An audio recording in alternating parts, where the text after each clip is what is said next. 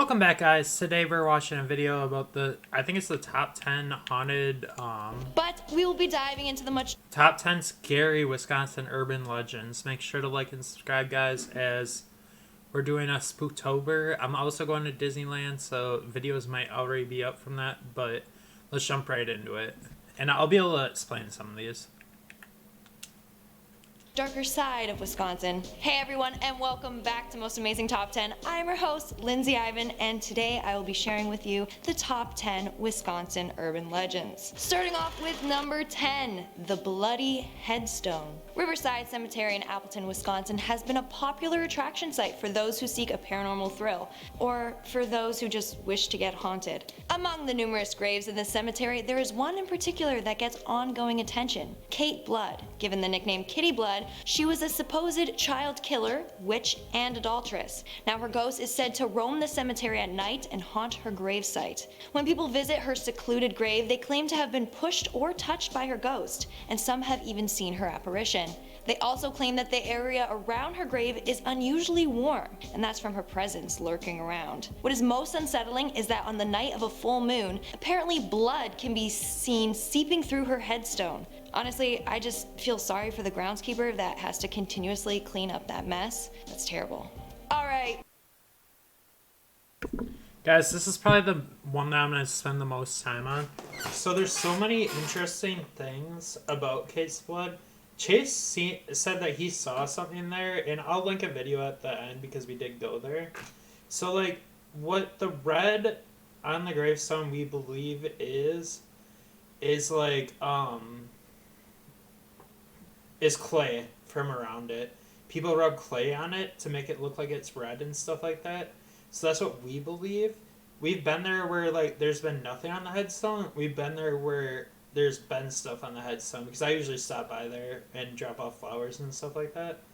The also other interesting thing is, like, I think there's rumors that one of them killed, like, their family members. So, like, their kids and stuff like that. But then, like, when you go to the gravestone, so, like, either the guy did or Kate did. I'm not sure. But then, like, whatever, because I haven't done research on this recently, so I can't go extent on it. But there's rumors that either her or her husband killed, like, their kids or something and the other person. But then whoever did the killing died before that person. So it's just kind of interesting. And the reason why it's on the river is because that was one of Kate's favorite things, is to go out there and look on the water and stuff like that. They also do have security on there at night to make sure that nothing happens to that grave, and it's also not very hard to find, but those are just some rumors I've heard, so I can confirm. Like, I didn't really see anything, but Chase was freaking out. He said that he saw shadows, and then he kind of freaked me out, but I'll link a video down below. Making our way to number 9, the Jogging Woman on Vine Street. So, I don't know what's scarier, thinking about going for a run or encountering a ghost that likes to run. Vine Street in Eau Claire is a nice, quiet, peaceful, haunted neighborhood. It is said that the ghost of a woman who was hit and killed by a drunk driver while jogging haunts this street.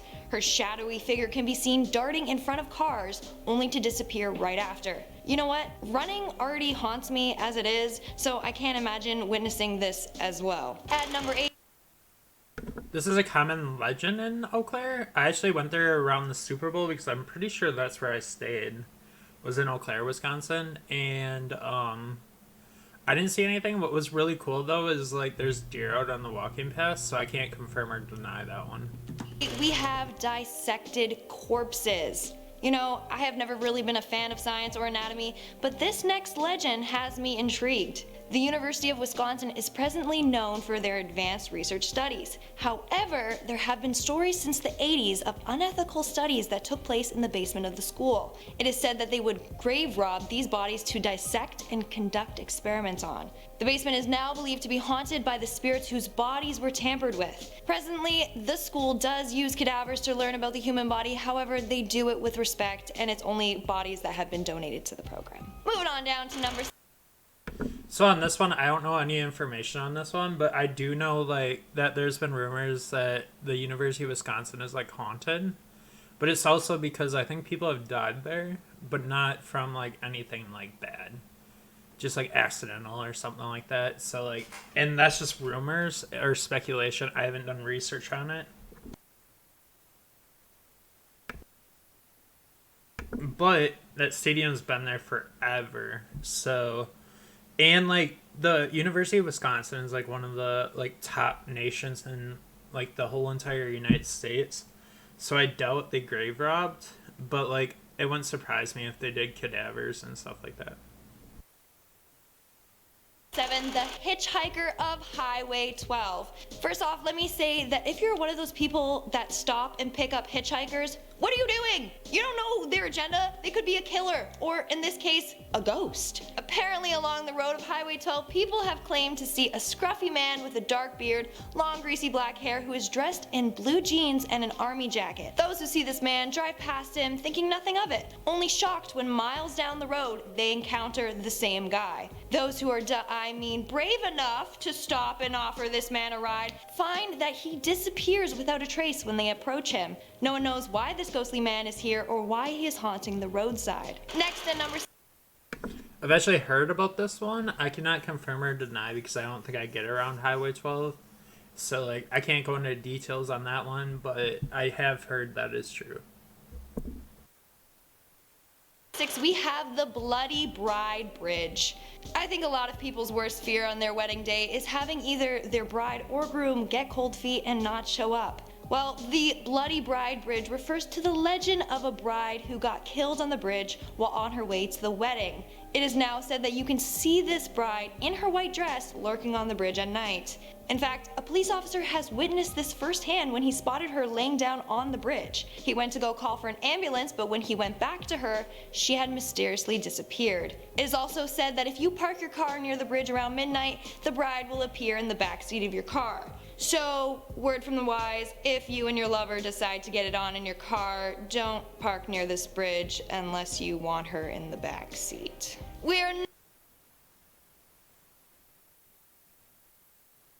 So guys, to go off of that one, so what I'm gonna say is like I've seen apparitions at this bridge, and like I do believe this is true. There's rumors. Me and Chase actually stayed like a whole summer down by this bridge because it's right in between Plover and Stevens Point. So like it's completely possible that this is a true thing. And I've seen like ghostly figures on the side. I don't believe in it, and I also didn't know about this. So it's like absolutely possible. I didn't see anything like conclusive. No one came in our car, shit like that. But I have seen ghosts on the side. So, or at least what I think are ghosts. But it was also foggy that day, so who knows? Because we went over this bridge like 100 times in the summer. We are now at our halfway point with number 5, Hogsback Road, Goatman. Here is another road I suggest you add to your list of places not to visit, and there's a good reason for it. Hogsback Road is said to be home of a strange monster that is half man and half goat. His upper body is that of a man with horns and sharp fingernails, while the lower half of his body is of a goat with reddish fur. It is said that this creature hunts for lost travelers to torment or kill. Apparently this creature was once a man who was killed along this road and is now a restless spirit. In fact, a woman named Mindy Rosette believes that her and her daughter had encountered Goatman. They were driving by this area when the creature ran in front of her car. This is how she described the creature. His legs seemed to be bent back, the knees like a dog's. His muscles were really defined, thighs especially. I couldn't make out the hands because of the way it was running. I couldn't see the feet as I couldn't see past the car hood. Instantly, I knew this was something incredible. In our number 4 spot, we have... Okay, so guys, before we go on, I've thought I've seen the Skinwalker or like by the Mirabelle Caves, which is coming up on this list. Or possibly, I think it's like a Brer Wolf legend, but that was also by the Mirabelle Caves. I have not heard anything about this thing, but like I have heard that like this is a rumored to be true thing. So just keep that in mind. The next one I've actually gone to, and I'll talk about it at the in a minute. Boy Scouts Lane. Now, as the name suggests, Boy Scouts Lane may sound like the spot to go where Boy Scouts go to learn to tie knots, roast marshmallows, and do other things that Boy Scout related activities, I don't know. However, as you may have guessed, this is not the case. Boy Scouts Lane is an unpaved, secluded, small trail that is said to be the place where a troop of Boy Scouts were murdered by their scout master. Other versions of the story state that it was the bus driver that murdered them all, or even that they just died in a bus crash. No matter what version of the story you may hear, it all centers around the theme of a group of Boy Scouts' tragic death. It is said that if you roam this path, you may feel as if you are being watched. Witnesses have said that they have seen the apparition of the scout master, and that child-sized handprints have appeared on their car. Honestly, if I'm gonna go encounter these ghosts, they can at least offer me some Boy Scout cookies, especially those Thin Mints. Those are my secret addiction, okay? Bringing it down to... So guys, I've actually done stuff out by Boy Scout Lane because I know where it's located and everything. I've actually walked the trails. So what I'm going to say is, like, I just scrapped the video because me and Chase basically lived down there in the summer. So I've gone out there and nothing has happened. Like, I went out there individually, like in a group, and we didn't see anything. Now, here's what I want to explain that she said was, like, what I was told from locals around that area, and like it was more friends and stuff like that have been on the channel, is that the bus crashed and that's what caused all the deaths and stuff like that. And I have heard stuff about handprints and like sounds and stuff like that around the area. But me personally, I just scrapped the video idea just due to, I'm trying to think, just due to nothing. So yeah. But it is a rumored legend that should be true. And I didn't hear that the Scoutmaster killed them. I heard that the bus crashed into like a little, I don't know if it was like a tiny water pond or something like that. Because like it's still there, so you can definitely find it. But it was like a small pond, and then the kids drowned, and because they were injured, they couldn't escape. So they must have been trapped in the bus. So totally true. Number 3, we have the Ridgeway Ghost. Here we go with another haunted road in Wisconsin. Are you shocked? I'm not. Along Route 151, there seems to be 2 shape-shifting spirits that haunt the area. This legend dates back to the 1840s and is said that a bar fight between 2 teen brothers and other men resulted in their tragic death. One of the brothers were torched and burned alive, while the other boy froze to death trying to escape these men. It is said that these ghosts have been seen as a headless horseman, a ball of fire, a man with a whip, or even as a big beast. Other people believe that these ghosts can shapeshift into animals such as pigs and dogs. This ghost could definitely play tricks on people. Like, imagine you're gonna go pet a cute dog and all of a sudden it turns into the headless horseman. Yeah, no thanks. Coming in second, we have the... So actually, I have heard of that, and I believe that is true. So like everything that was said, but like, and I just want to let you guys know, like, I don't believe in any of this stuff. So yeah. So like what I'm telling you is just stuff that I've heard or like just have witnessed. Like the bridge one is like I've seen apparitions or whatever, or like what appears to be something but nothing. But it was also on foggy days. So like, and I don't believe in ghosts and stuff like that. Like even on our paranormal investigations, like I was like, this isn't real. I might have acted a little bit, but yeah. So I have heard of that. The Ryelander Hodag. Now, if you visit the town of Ryelander, you are bound to encounter the Hodag creature, but not in the way you think. This town has numerous statues and paintings of the Hodag all throughout the town. The Hodag is a 265-pound creature with a frog's head, a dinosaur-looking body, short legs, and a long tail. The creature also has 2 large, sharp fangs hanging out of its mouth and reddish glowing eyes. It is said that this creature is aware of its ugliness and spends a lot of time crying over it. I'm feeling slightly targeted here. Legend has it that one of these creatures were caught in the 1890s. However, there are still more out there. It is also said that there are only 3 ways to kill it: chloroform, dynamite, and lemons. So if you ever plan to visit Ryelander, make sure you bring the essentials: toothbrush, toothpaste, chloroform, dynamite, and lemons. I'm sure airport security will understand. And so the crazy part about Hodag is they throw a huge festival around it. Like, I don't know if it's just in the name. They do like fishing tournaments, stuff like that, like volleyball tournaments, softball. So, yeah, like it's a huge thing up there. But I heard it's not as scary as that, but it's just like a urban legend. Lastly, in our top spot, we have the Maribel Hotel. The Maribel Hotel was once a nice spa for travelers to enjoy, but is now known as Hotel Hell. Legend has it that one night, a hotel guest ended up murdering all of the other guests in their sleep. From then on, the hotel has become haunted. The freakiest part about this hotel is that it has burned down 3 different times, but on the exact same day. When that happened, the guests perished in their sleep. It is said that the remains of some of these bodies can be found on the 3rd floor. However, it is now inaccessible from structure failure in the stairs. Still to this day, it is said that you can hear screaming from the basement. Well, now I know where to not stay if I make a trip to Wisconsin. And there you have it, folks.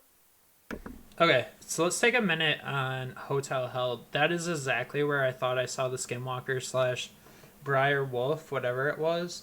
Because me and my friend were coming home from Summerfest, and we swear we saw like a 7-foot creature, like kind of look at us. We were like a half a mile back though, right?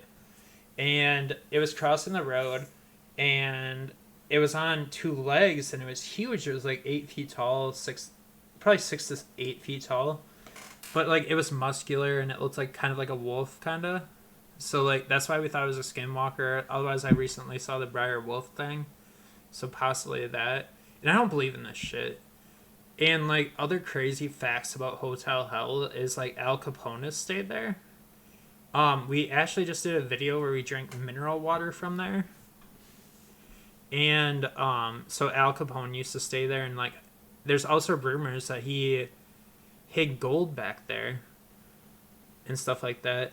There's rumors that if you step through the archway, you can enter hell, which I have done, but like nothing happened. Like I was haunted for a little bit, but yeah. So we thought we saw a skinwalker out there. There's a portal to hell that was rumored. I have heard about the fire thing, and that is true, that people have died there because of the fire. Also, there's not even 3 floors anymore. Or there might be 3 floors, but like the 3rd floor is gone, and like most of the structure is gone because I think it was in like the early 2000s or maybe 2010s. A tornado came through that area and knocked down most of it. But like what's left is just like a few columns. If you go out there on the property, or like jump over the fence, because it's like county property, so you can go to the park in the back and like walk around the hiking trails. But if you cross the fence, police will show up right away. Now, they also have trail cams, stuff like that, to watch over Hotel Hell. And it's also, somebody owns the property, so yeah.